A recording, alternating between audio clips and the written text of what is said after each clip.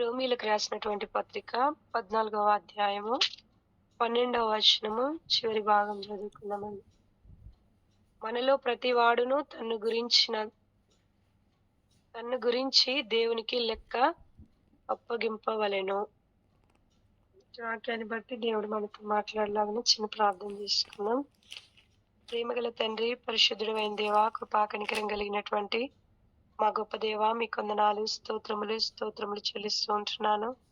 యొక్క ఉదయకాల సమయంలో తండ్రి, మరి ఈ రీతిగా ప్రభా మీ ప్రియ బిడ్డలతో కలిసి మిమ్మల్ని స్తుతించడానికి, ప్రార్థించడానికి, మీ యొక్క వాక్యపు వెలుగులో మా జీవితాలను మేము సరి చేసుకోవడానికి తండ్రి మాకు ఇచ్చినటువంటి శ్రేష్టమైన సమయం కొరకే మీకు స్తోత్రాలు చెల్లిస్తూ ఉంటున్నాను. నిలబడినటువంటి దాన్ని ప్రభా, జ్ఞానం లేని దాన్ని తండ్రి మీ జ్ఞానాన్ని నాకు దయచేయమని ప్రార్థిస్తూ ఉంటున్నాను. నా నోటికి మీరు బూరగా ఉండమని వేడుకుంటున్నాను తండ్రి. మీ యొక్క తలంపులను నాకు అనుగ్రహిస్తూ రమ్మని ప్రార్థిస్తున్నాయన. నన్ను నేను తగ్గించుకుంటూ మీ నామాన్ని హెచ్చిస్తూ యేసుక్రీస్తు అత్యున్నతమైనటువంటి నామంలో స్తుతించి విశ్వాసంతో ప్రార్థించి అడిగి వేడుకుంటున్నాను తండ్రి. ఆమేన్, ఆమేన్. రోమీలకు రాసినటువంటి పత్రిక 14వ అధ్యాయము మరి 12వ వచనంలో చివరి భాగంలో మనం గమనించినట్లయితే, మనలో ప్రతి వాడును తన్ను గురించి దేవునికి లెక్క అప్పగింపవలెను. మరి ఇది మాట అనేది క్రైస్తవుల గురించి మాట దేవుడు వ్రాయించి ఉన్నాడు. మరి ఆయన బిడ్డలమైనటువంటి మనము ప్రతి ఒక్కరు కూడా దేవునికి ఏం చేయాలంటే ఒకానొక దినమందు లెక్క అప్పచెప్పాలి. దేవుడు మరి ఏ విషయాల్లో మనం దేవునికి లెక్క అప్పగించాలి అనేవి దేవుని యొక్క వాక్యపు వెలుగులో మనము చూసుకుందాం.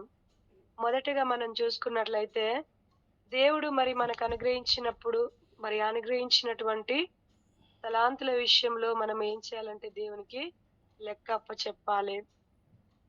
దేవుడు మరి ఆ యొక్క మత్తయి సువార్త 25వ అధ్యాయము 12వ వచనంలో గనక, మత్తయి సువార్త 25వ అధ్యాయం 12వ వచనంలో 25వ అధ్యాయం 19వ వచనము,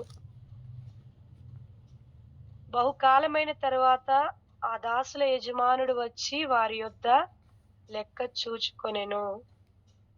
మరి మన ప్రభు అయినటువంటి యేసుక్రీస్తు మరి ఆయన ఏం చేస్తాడంటే ఒకానొక దినమందు మరి లెక్క అడుగుతాడు మనల్ని. ఇక్కడ ఈ యొక్క మత్తయి సువార్తలో తలాంతుల ఉపమానం అనేది ఉంది. మరి ఆ దేవుడు ఆ యొక్క ఒక యజమాని ఉన్నాడు.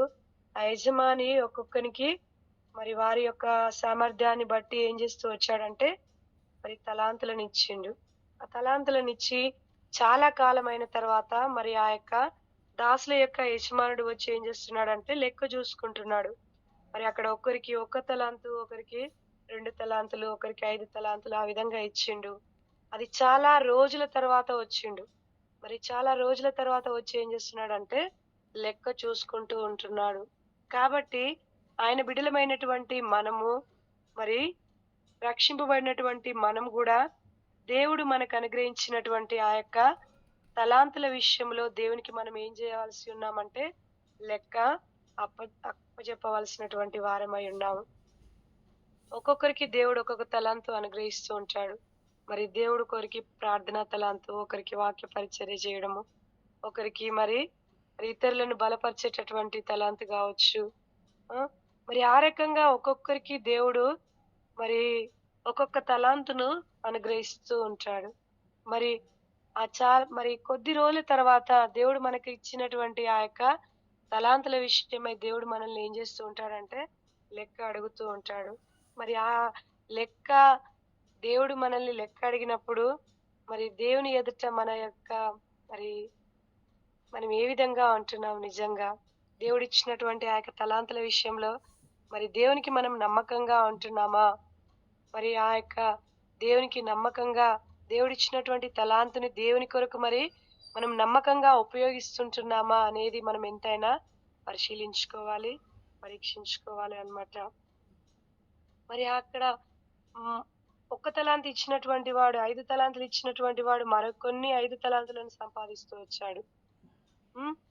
మరి ఆ విధంగా 5 తలాంతులు ఇచ్చినటువంటి వాడిని దేవుడు ఏమంటున్నాడంటే, బలా నమ్మకమైనటువంటి మంచి దాసుడా అని అంటున్నాడు. కాబట్టి మరి మనం గూడా మరి దేవునికి ఆ యొక్క నమ్మకమైనటువంటి వారంగా మరి మనము జీవించేటట్టు దేవుడు మనకిచ్చినటువంటి తలాంతుల విషయంలో నమ్మకంగా జీవించేటటువంటి వారంగా ఉండాలన్నమాట. ఆ యొక్క 25వ అధ్యాయం 26వ వచనంలో, అందుకు అతని యజమానుడు వానిని చూచి సోమరివైన చెడ్డ దాసుడు. అక్కడ ఒక్క తలాంతు ఇచ్చినటువంటి వ్యక్తి ఏం చేస్తూ వచ్చాడు అంటే, ఆ ఒక్క తలాంతును మరి భూమిలో దాచిపెడుతూ వచ్చాడు. భూమిలో దాచిపెడుతూ వచ్చి ఇంకేమంటున్నాడంటే, "నువ్వు చల్లని చోట పంట కూర్చుకొని వాడవు, కఠినుడవని నేను ఎరుగుదును. గనుక నేను భయపడి నీ తలాంతును భూమిలో దాచిపెట్టి తిని, ఇదిగో మరి నీది తీసుకోమని" చెప్తూ ఉన్నాడన్నమాట. ఇతడు ఎలాంటి వాడంటే సోమరివాడు. మరి దేవుడు మరి అతని యొక్క సామర్థ్యాన్ని బట్టి అతనికి ఒక్క తలాంతు ఇచ్చిండు. ఆ ఒక్క తలాంతును తను ఏం చేయాలంటే దేవుని కొరకు నమ్మకంగా మరి ఉపయోగించి మరొక తలాంతును సంపాదించేటటువంటి వాడుగా ఉన్నాడు.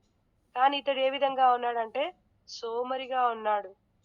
సోమరివైనటువంటి చెడ్డ దాసుడా, ఆ! నేను విత్తని చోట కోయువాడను, చల్లని చోట పంట కూర్చుకొని వాడనని నీవు ఎరుగుదువా అని దేవుడు అంటున్నాడన్నమాట. కాబట్టి ఆయన బిడ్డలమైనటువంటి మనం గూడా మరి దేవుడిచ్చినటువంటి తలాంతును దేవుని కొరకు నమ్మకంగా ఉపయోగించేటటువంటి వారంగా ఉండాలి. కాబట్టి దేవుడు మొదటగా మనకిచ్చినటువంటి తలాంతుల విషయంలో దేవుడు మనల్ని లెక్క చూసుకుంటూ ఉంటాడన్నమాట. అదే విధంగా దేవుడు మనల్ని ఇంకా ఏ విషయంలో లెక్క అడుగుతాడు అంటే, దేవుడు మనకిచ్చినటువంటి ఆ యొక్క ధనం విషయంలో దేవుడు మనల్ని లెక్క అడుగుతూ ఉంటాడన్నమాట. లూకాసు వార్త 16వ అధ్యాయము, లూకాసు వార్త 16వ అధ్యాయము 12, 13 వచనాలలో, లూకాసు వార్త 16వ అధ్యాయము 12, 13 వచనాలు. మీరు పరుల సొమ్ము విషయంలో నమ్మకంగా ఉండని యెడల మీ సొంతమైనది మీకు ఎవడిచ్చును? ఏ సేవకుడును ఇద్దరు యజమానులను సేవింపలేడు. వాడు ఒకని ద్వేషించి ఒకని ప్రేమించును, లేక ఒకని అనుసరించి ఒకని తృణీకరించును. మీరు దేవునిని సిరిని సేవింపలేరని చెప్పెను. మరి ఇక్కడ మరి ఏ ఒక్కరు కూడా ధనానికి మరియు అదే విధంగా దేవుణ్ణి ఇద్దరిని కూడా సేవింపలేరని దేవుని యొక్క వాక్యం సెలవిస్తుంది. ఏ సేవకుడైనా కూడా ఎవరైనా కూడా ఇద్దరి యజమానులను ఏం చేయలేడంటే సేవించలేడు. ఒకవేళ నువ్వు సేవించినట్లయితే ధనాన్నైనా లేదంటే సిరినైనా మాత్రమే. డబ్బు లేదంటే దేవుడు రెండింటిని ఏదో ఒక దాన్ని మాత్రమే నువ్వేం చేయాలంటే ఎంచుకోవాలి అని దేవుని యొక్క వాక్యం సెలవిస్తుందన్నమాట. మరి ఇక్కడ ధర్మశాస్త్రాన్ని నమ్మకంగా మరి పాటించినందున వల్ల దేవుడిచ్చేటటువంటి ఆశీర్వాదమే ఆ యొక్క సిరి సంపదలు అని పరిసయ్యులు ఏం చేస్తూ వచ్చారంటే భావించారన్నమాట. మరి నిజానికి వారు ధర్మశాస్త్రాన్ని సరిగ్గా అర్థం చేసుకోలేదు. మరి యేసు ఆ యొక్క పేదరికాన్ని బట్టి కావచ్చు, ఆ యొక్క ధనము మరి ఆయన ధనానికి ప్రాముఖ్యతను ఇవ్వకపోవడాన్ని బట్టి మరి వారు ఆయనని హేళన చేశారన్నమాట. ఆయనపై దేవుని యొక్క అనుగ్రహం లేదనేటటువంటి దాన్ని గుర్తుగా ఆ యొక్క పేదరికాన్ని వాళ్ళు ఏం చేస్తారంటే అర్థం చేసుకున్నారన్నమాట. ఒక యజమానుడు మరి ఒక దాసుడు సేవిస్తే ధనాన్నైనా సేవించాలి, లేదంటే సిరినైనా ఆ యొక్క దేవునన్నా సేవించాలి. ఏ సేవకుడు కూడా ఇద్దరి యజమానులను సేవింపలేడు. ఒకని ద్వేషించి ఒకరిని ప్రేమించును. ఒకవేళ ఒకడు ఆ ధనాన్నైనా లేదంటే దేవునైనా మనం కూడా ఆయన బిడ్డలమైనటువంటి మనం కూడా ఏం చేయాలంటే మరి దేవుని కంటే ఎక్కువగా ఒకవేళ మనం ధనాన్ని సేవిస్తూ ఉంటున్నామా, ధనాన్ని ప్రేమిస్తూ ఉంటున్నామా అనేది మనము మరి చూసుకునేటటువంటి వాళ్ళంగా ఉండాలి. ఒకవేళ దేవుడిచ్చినటువంటి ధనాన్ని, దేవుడిచ్చినటువంటి ఆ యొక్క డబ్బుని మరి దేవుని కొరకు నమ్మకంగా మరి ఉపయోగిస్తుంటున్నామా? దేవుడు మనకిచ్చినటువంటి ఆ యొక్క ధనం విషయంలో కూడా దేవుడు ఏం చేస్తాడంటే ఒకానొక దినమందు మనల్ని లెక్క అడుగుతాడనమాట. ఆ పై వచనంలో కూడా మీరు పరుల సొమ్ము విషయంలో నమ్మకంగా ఉండని యెడల మీ సొంతమైనది మీకెవడిచ్చును? కాబట్టి దేవుడిచ్చినటువంటి ఆ యొక్క ధనం విషయంలో దేవుడు మనల్ని లెక్క అడుగుతాడనమాట. దేవుడు మనకు ఆ యొక్క వర్ధిల్లిన కొలది మనం ఏం చేయాలంటే దేవునికి ఇచ్చేటటువంటి వాళ్ళంగా ఉండాలనమాట. దేవుడు మనకి గత 10 సంవత్సరాల కింద మనం చూసుకున్నట్లయితే ఏ విధంగా ఉన్నాము, ఇప్పుడు మనల్ని దేవుడు ఏ విధంగా ఆశీర్వదిస్తూ వచ్చాడు. మరి ఆశీర్వదించిన కొలది దేవునికి మనం ఇచ్చేటటువంటి వాళ్ళంగా ఉంటున్నామా? దేవుని యొక్క పరిచర్యలో ఆ యొక్క ధనాన్ని మనము ఉపయోగించేటటువంటి వారంగా ఉంటున్నామా అనేది ఒకసారి మనం చూసుకునేటటువంటి వాళ్ళంగా ఉండాలి. ఫర్ ఎగ్జాంపుల్ ఆ యొక్క కోల్గేట్ అనేటటువంటి ఆ యొక్క సైంటిస్టు మరి మరి ఆయన కోల్గేట్ ఆ పేస్ట్‌ని కనుగొన్నటువంటి నడిపించేటటువంటి ఆ యొక్క యజమాని తన తనను దేవుడు ఆశీర్వదించిన కొలది ఏం చేస్తూ వచ్చాడంటే ఎంతగానో దేవునికి ఇస్తూ వచ్చాడన్నమాట. మరి ఆ విధంగా ఇచ్చినప్పుడే మరి ఇంకా తను మరి దేవుడు అతన్ని ఇంకా మరి ఎంతగానో ఆశీర్వదిస్తూ వచ్చిండనమాట. మొదటగా తను ఒక 10% మాత్రమే ఇచ్చేటోడు. ఆ తర్వాత దేవుడు తనను ఆశీర్వదించే కొలది ఏం చేస్తూ వచ్చాడంటే 90% దేవునికిచ్చి ఒక 10% మాత్రమే తను ఉపయోగిస్తూ వచ్చిండనమాట. కాబట్టి ధనం విషయంలో దేవుడు మనల్ని లెక్క అడుగుతాడనమాట. అదే విధంగా ఇంకా మనల్ని దేవుడు ఏ విషయంలో లెక్క అడుగుతాడంటే మరి సమయం విషయంలో గూడా దేవుడు మనల్ని లెక్క అడుగుతాడనమాట. మరి దేవుడిచ్చినటువంటి సమయాన్ని మనం దేవుని కొరకు మరి ఉపయోగిస్తున్నామా? ఎంత సమయం దేవునిలో గడుపుతున్నాము అనేది మనం ఎంతైనా మరి సరిచూసుకునేటటువంటి వాళ్ళంగా ఉండాలి. 24వ అధ్యాయం మత్తయి సువార్త 24వ అధ్యాయము ఆ యొక్క 48వ వచనంలో గనుక మనం చూసుకున్నట్లయితే మత్తయి సువార్త 24వ అధ్యాయము 48వ వచనము. అయితే దుష్టుడైన యొక్క దాసుడు నా యజమానుడు ఆలస్యం చేయుచున్నాడని తన మనసులో అనుకొని మత్తయి సువార్త 24వ అధ్యాయము 48వ వచనం. సమయం విషయంలో మనము దేవునికి లెక్క అప్పచెప్పాలి అని దేవుని యొక్క ఒక మాట ఉంటుంది. దేవుడిచ్చినటువంటి ఆ యొక్క సమయం విషయంలో మనం దేవునికి ఏం చేయాలంటే లెక్క అప్పగించాలి. ఇక్కడ మరి ఆ యొక్క 48వ వచనంలో దుష్టుడైన ఒక దాసుడు నా యజమానుడు ఆలస్యం చేయుచున్నాడు. చాలా సార్లు మనం గూడా అనుకుంటాం దేవుడు ఇంకా ఎప్పుడొస్తాడులే, ఇంకా వస్తాడులే. కొంతమందికేమో ఆ యొక్క దేవుని యొక్క మరి ఆ యొక్క రాకడ విషయంలో హ్మ్. మరి ఆ యొక్క అపనమ్మకాన్ని కలిగేటటువంటి వాళ్ళుగా ఉంటారనమాట. దేవుడు నా యజమానుడు ఆలస్యం చేయుచున్నాడని తన మనసులో అనుకోని. ఇంకొక మాట గూడా ఉంటుంది ఏంటంటే దేవుడిచ్చినటువంటి సమయం విషయంలో లెక్క అప్పగించాలి అనేటటువంటి మాట ఉంటుంది. మరి దేవుని కొరకు మనం ఎంత సమయం గడుపుతున్నాం? చాలా సార్లు ఈ రోజులలో ఎంతగానో మరి ఉద్యోగాలలో బిజీగా ఉన్నాం.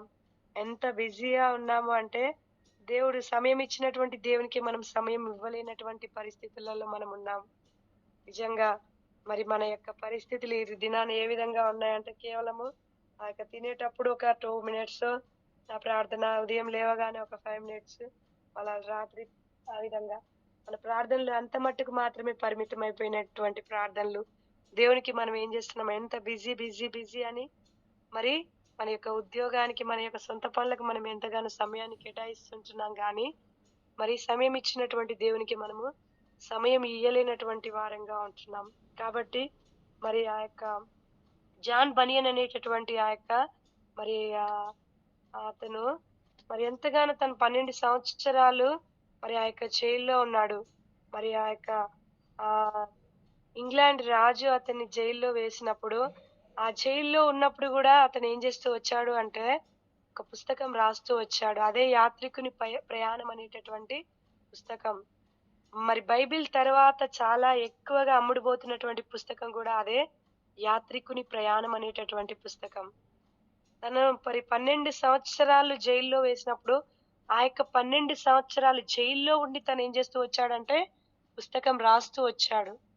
మరి జైల్లో వేశారు అని తను ఏమాత్రం నిరాశ, నిస్పృహలకు లోను కాకుండా మరి ఎంతగానో ఆ సమయాన్ని గూడా సద్వినియోగం చేసుకున్నటువంటి వాడుగా ఉన్నాడు. మరి ఆ పుస్తకమే యాత్రికుని ప్రయాణం. కాబట్టి దేవుడు మనకిచ్చినటువంటి ఆ యొక్క సమయం విషయంలో గూడా మనం దేవునికి లెక్క అప్పజెప్పవలసినటువంటి వారంగా ఉన్నాము. కాబట్టి ఎంతైనా మనము మరి సరిచేసుకునేటటువంటి వారంగా ఉండాలి. అదే విధంగా మన యొక్క మాటల విషయంలో గూడా మనము దేవునికి లెక్క అప్పజెప్పవలసినటువంటి వారమై ఉన్నాము. మరి దేవుని బిడ్డలమైనటువంటి మనము ఆ యొక్క మత్తయి సువార్త 12వ అధ్యాయం 36, 37వ వచనంలో మరి మన యొక్క మాటల విషయంలో గూడా దేవునికి లెక్క అప్పచెప్పాలంట. మన మాటలు ఏ విధంగా ఉండాలంటే అవునంటే అవును, కాదంటే కాదు అనే విధంగానే ఉండాలి. అంతకు మించినటువంటి మాటలు ఏంటి అంటే అవి అపవాది యొక్క మాటలు. కాబట్టి ఆయన బిడ్డలమైనటువంటి మనము మరి మొదటగా దేవుడిచ్చినటువంటి తలాంతుల విషయంలో దేవునికి లెక్క అప్పచెప్పాలి. దేవుడిచ్చినటువంటి తలాంతును దేవుని కొరకు నమ్మకంగా ఉపయోగించాలి. అదే విధంగా ధనం విషయంలో దేవునికి లెక్క అప్పజెప్పాలి. దేవుడు మనకు అనుగ్రహించినటువంటి మరి ఆ యొక్క ఉద్యోగాన్ని బట్టి, దేవుడు మనకిచ్చినటువంటి ఆ యొక్క ధనాన్ని బట్టి, ఆ యొక్క ధనాన్ని దేవుని కొరకు నమ్మకంగా ఇస్తూ, దేవుని యొక్క పరిచర్యలో సహకరిస్తూ ఉన్నప్పుడు దేవుడు మరి ఎంతగానో మరి మనల్ని బట్టి దేవుడు ఎంతగానో సంతోషిస్తూ ఉంటాడు. అదే విధంగా దేవుడిచ్చినటువంటి సమయం విషయంలో దేవునికి లెక్క అప్పజెప్పాలి. కాబట్టి అదే విధంగా మరి మన యొక్క మాటల విషయంలో గూడా దేవునికి మనము లెక్క అప్పజెప్పాలి. దేవుని ఎదుట ఒక జ్ఞాపకార్థమైనటువంటి ఒక గ్రంథం అనేది ఉంటుందంట. మనం మాట్లాడేటటువంటి ప్రతి మాట గూడా అందులో మరి లిఖించబడుతూ ఉంటుందంట. వ్యర్థమైనటువంటి మాటలు గానివ్వండి, ముసలమ్మ ముచ్చట్లు గానివ్వండి, అనవసరమైనటువంటి మాటలు, నిజంగా మరి ఒక దినాన మనం ఎన్ని మాటలు మాట్లాడుకుంటున్నామో ఆ యొక్క జ్ఞాపకార్థ గ్రంథంలో దేవుడు మరి ఎప్పటికప్పుడు మన మాటల్ని ఆ గ్రంథంలో రాస్తూ ఉంటున్నాడన్నమాట. కాబట్టి ఆ గ్రంథాలు ఒకానొక దినమందు విప్పబడతాయి. కాబట్టి మరి ఆ విషయంలో మనము దేవునికి లెక్క అప్పజెప్పవలసినటువంటి వారంగా ఉన్నాం. కాబట్టి ఆయన బిడ్డలమైనటువంటి మనం ఎంతగానో జాగ్రత్తగా మరి మనము ఆయన ఇచ్చినటువంటి రక్షణను కొనసాగిస్తూ నమ్మకంగా జీవించేటటువంటి వారంగా ఉండాలి. మరి ఇటు మాటలు దేవుడు మన వినికిడిలో దీవించి ఆశీర్వదించును గాక. ఆమేన్. ఆమేన్.